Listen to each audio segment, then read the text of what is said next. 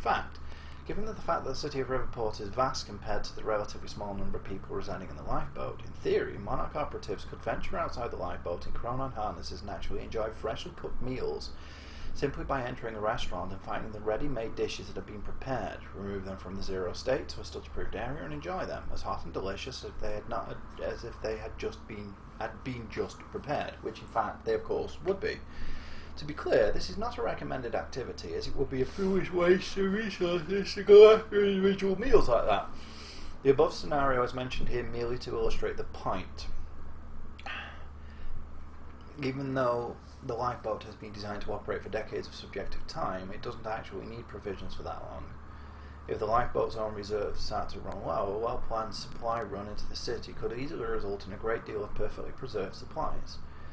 Another advantage is that while the situation outside the lifeboat would be dire, people frozen in the zero state would not actually be dead. If a solution is found to the end of time scenario, everyone would resume their everyday lives, most likely with no awareness of time ever having stopped.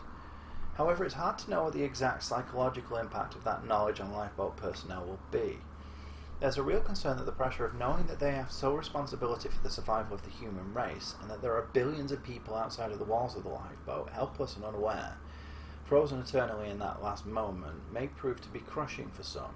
On the other hand, knowing that their loved ones are actually not dead and may be saved and are not in any distress or indeed even aware of the situation may prove to be a powerful motivating factor that helps us eventually resolve the situation. Of course, the solution to the problem of a permanent zero state is not currently within our reach, and we expect that finding one will take subjective decades. If it is indeed possible, we can but try. It's worth noting that since the people outside lifeboats are indeed not dead, merely stopped, it should be possible for a team of personnel wearing chronon harnesses to exit the lifeboat, retrieve a person and bring them into the lifeboat. However, I advise against adopting this practice. For the occupants, that should forever remain a theoretical scenario. Any situation in which somebody is brought in from the outside would cause undue stress on the occupants, who would at that point have to become acutely aware that their loved ones could be brought in. But since the lifeboat has limited space, this could never be allowed. That kind of psychological pressure would likely lead to friction and questions of favoritism and, ultimately, increase the risk of mission failure. I think he means the risk of mission failure. Go get there, fancy something different. Hopefully one of them's something that I don't need to read and it'll just talk itself through my book. What's that? Oh, through here. Huh.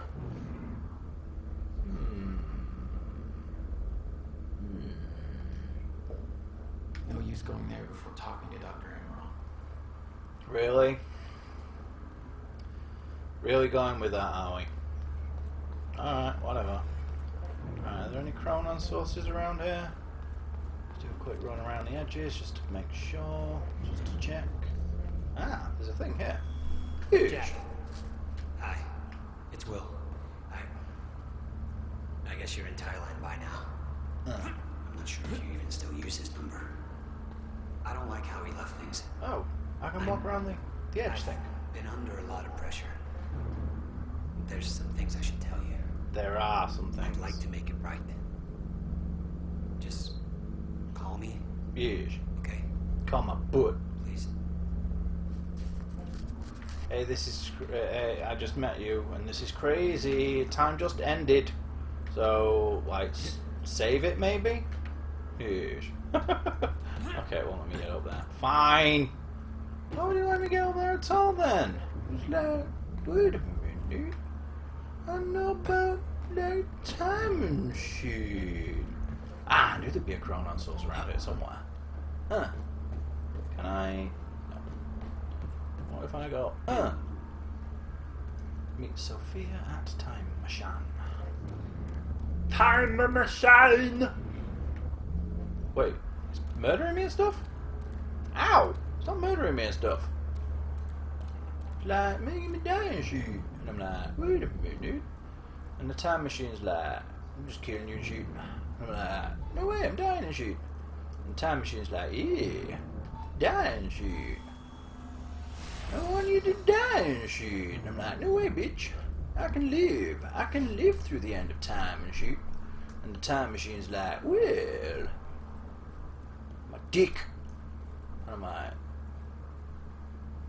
okay, what's this? Can I get into that? No, won't let me. Or will it? No, jump. Won't let me jump. God damn it. It won't let me jump over there. Why won't it let me jump here? Fine. Inside my butt. Right, where was I up to? Read that one. Monarch employee chart. Fiona is my only remaining contact on the inside. What about this Burke guy? He was under arrest in the same transport to me. Jury's still out on Burke. Can I talk now? Good. Head of Monarch, Paul Serene, creator of Monarch, believes end of time is inevitable, is building a survival program for Select Few. Division lead, Martin Hatch, Monarch spokesperson, head of security and PR, Serene's key advisor, worked against Serene. Dr. Sophia Amaral, head of research, specialist in chronon technology. Only doctor trained to administer Serene's treatment. Didn't she create them? Intimate relations with Serene. Dr. Henry Kim, previous head of research, deceased. No, he isn't. Key enforcers, Clarice Ogawa, Monarch dispatcher, allegiance to Martin Hatch, working against Serene. Gibson, head of security, Monarch enforcer, deceased.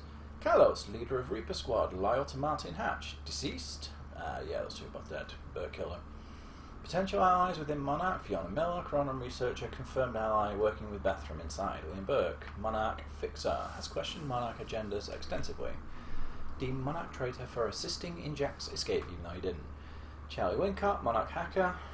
Cracker. Hackers are the people who made the game. They put... whatever. History of allegiance to Martin Hatch. Current loyalty unknown. Dick. No, he's not. He's pretty cool. Memo. Controlling the Riverport situation. From Clarice Ogawa to field team leads.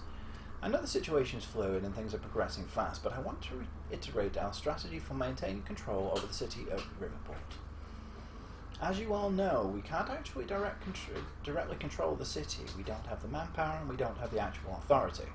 It's therefore vital that we maintain a good relationship with the media and the local authorities and have them do much of the heavy lifting for us. Ideally, everything we do should be either undertaken by the authorities under our discreet direction, or in cases where we take action ourselves, backed by the powers that be, creating the illusion that Monarch Solutions is working in cooperation with illegal authorities. Make no mistake, although we've been successful thus far, the situation is not stable, and it can change quickly. If key parties in the city lose confidence in us and our ability to handle the crisis, our control will erode very quickly. Therefore, we must nurture this relationship, even as we conduct our own operations. Hey, beautiful! Mwah. Some of which involve considerable troop mobilization and combat action. This is a constant balancing act, and while I'm confident we can pull it off, there's no room for error. We can't afford to grow complacent and sloppy. Ooh, sloppy seconds, boy, I like. Fortunately, we are well prepared for this contingency. Long before we reached this point, we established a good repair with the Mayor, Riverport PD, and other major authorities within Riverport, as well as most of the important media outlets. Our strategy is twofold. 1. Maintain control. It's imperative that we ensure that the city's various power structures remain under our control. This means maintaining a close relationship with numerous individuals and organisations, as well as manipulating the information at their disposal.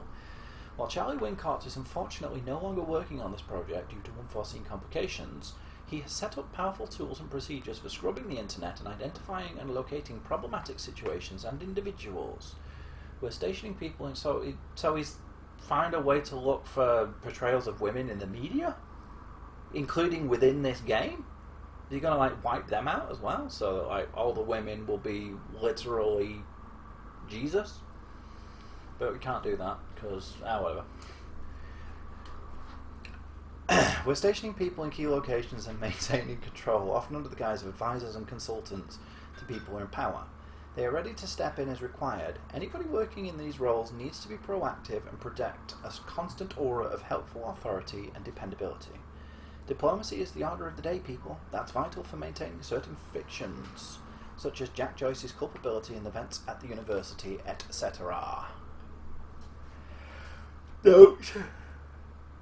That is etc., not etc., et, et cetera, and so on, from the Greek. I believe. Is it Greek or is it Roman? Might be Roman, actually. It's old, anyway. 2. Minimise conflict. That is to say, make sure that individuals, whether they're politicians, city officials, police officers, reporters, ordinary citizens, etc., suffer a minimal impact from our activities. If we have to use force, the situation needs to take place out of sight and remain entirely contained. Whether containment means misdirection, coercion, intimidation, bribery, or some other means depends on the circumstances. But it's vital that nobody is left in a position to complain. Speaking of which, I saw somebody... I screen capped it, so I don't know if it's still up there, but supposedly, speaking of coercion, Madonna has said that if you vote for Hillary Clinton, she'll give you a blowjob. The tweet says, if you vote for Hillary Clinton, I'll give you a blowjob, and has a picture of Madonna licking her lips or something. I'm like, really?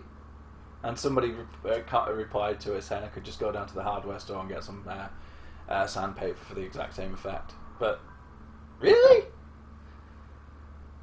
To be explicitly clear, this doesn't mean we can eliminate witnesses and cover it up. When people don't come home, others start to ask questions, so that has to be a last resort. I expect all supervisors to monitor their teams closely to ensure things stay on an even keel. I know most of our operatives haven't been trained in the soft touch, and I'll be blunt. The last thing we need is somebody thinking this is Afghanistan and smacking a civilian around.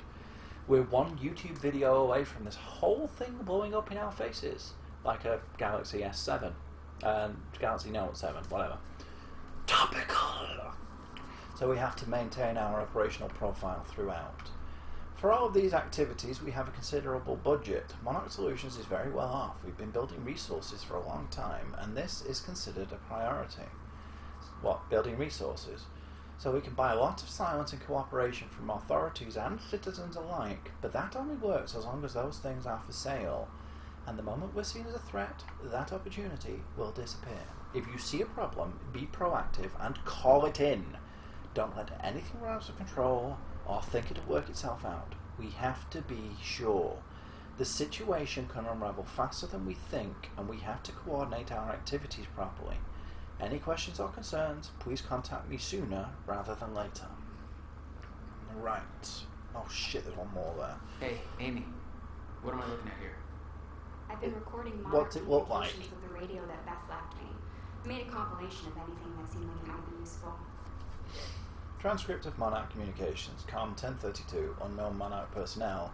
HQ, come in. This is First Aid 1. We've got a situation here at the hospital. Over. Monarch Radio Commander. Go ahead, First Aid 1. Over.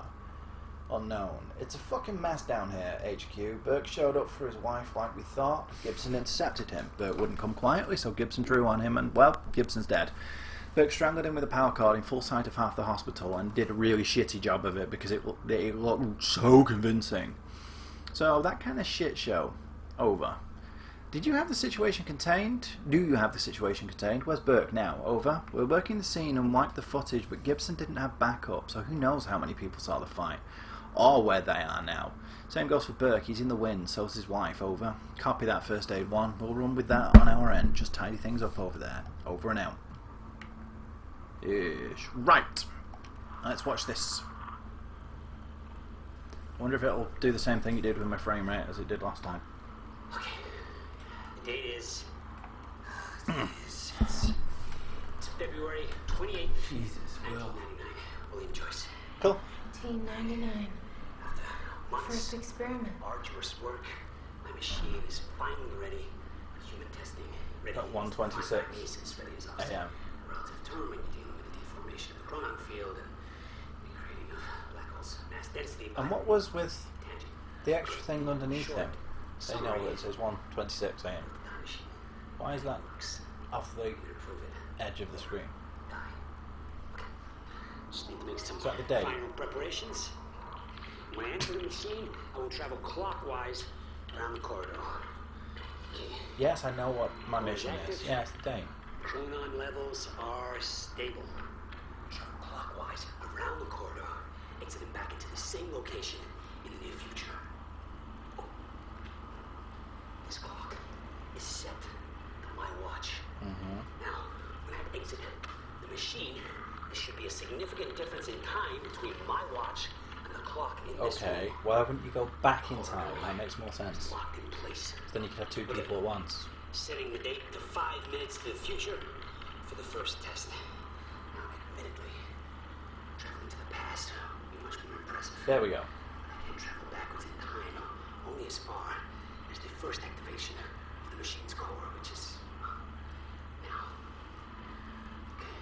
So, Machine's ready. wouldn't it make sense to just wait a couple of minutes? What I'm about to do is going to change the very fabric. Sure.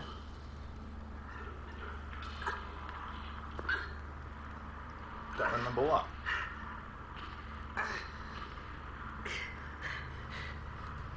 Guess that's when Paul first came out, huh? Cool. Oh, Beth. What do you have to say for yourself? Was that Paul? So Probably. he arrived in the past. How's that possible? It wasn't even the same time machine he entered the university. So?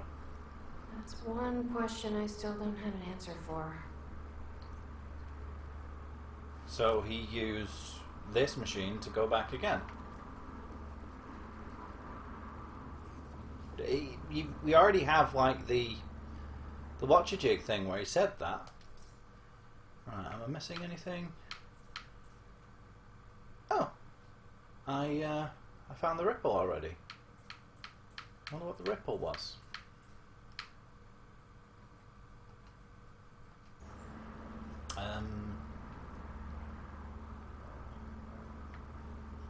Something I said. Oh, probably talking to Amy, wasn't it?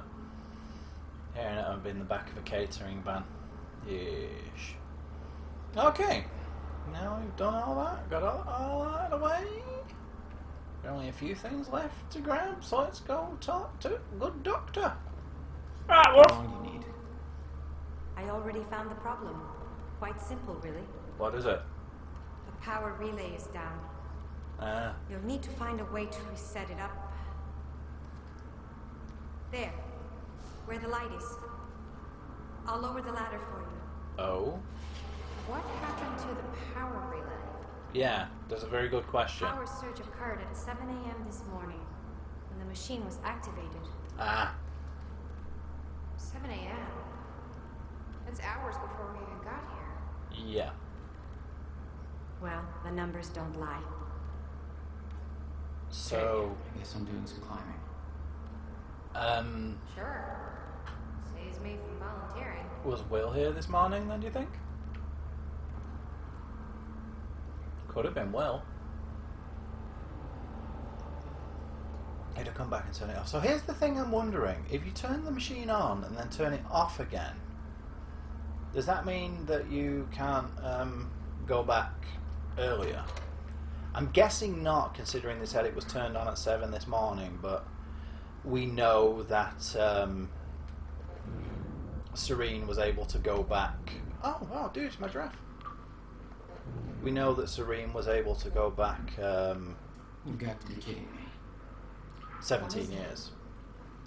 This is all my stuff from our family home. Eesh. Alice.